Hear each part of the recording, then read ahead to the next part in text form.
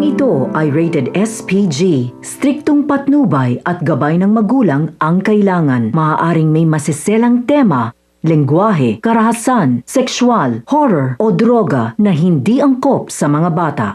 Habang naglalakad si Lula Tinding sa Quiapo, nagkataong nagkatagpo sila ni Doña Pilar. Galit na tinawag ni Doña Pilar ang pangalan ni Lula Tinding. At nang nakumpirma nga niya na si Matilde Asuncion na si Lula Tinding ang kanyang nakikita, agad niyang sinabi na tama ang kanyang kutob na si Matilde ang hampas lupa na matagal na raw niyang hinanap. Agad na tumakbo si Lula Tinding para makaiwas kay Doña Pilar.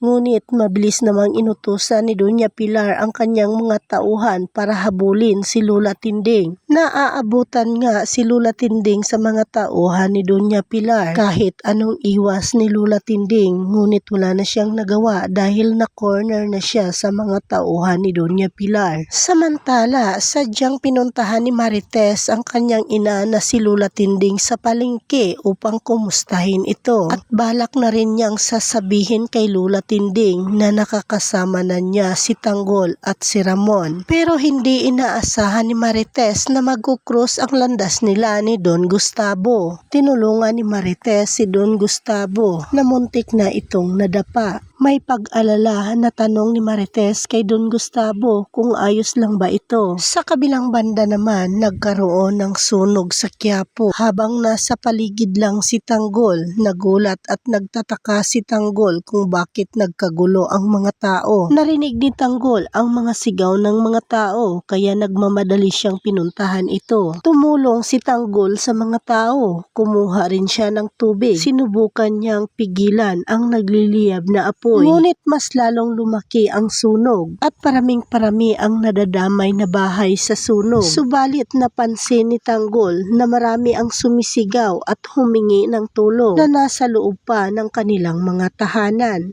Higit silang nangangailangan ng tulong. Hindi na nagdadalawang isip pa si Tanggol na kumilos. At may isang ina, iyak ng iyak na lumapit kay Tanggol. Sobra itong natatakot at labis na nag-alala sa kanyang anak na naiwan niyang mag-isa sa nasusunog nilang bahay. Agad na pinuntahan ni Tanggol ang kanilang bahay at iniligtas ang anak ng babae. Buhis buhay na tinulungan ni Tanggol ang mga nangangailangan ng kanyang tulong kahit kapalit pa ang kanyang buhay.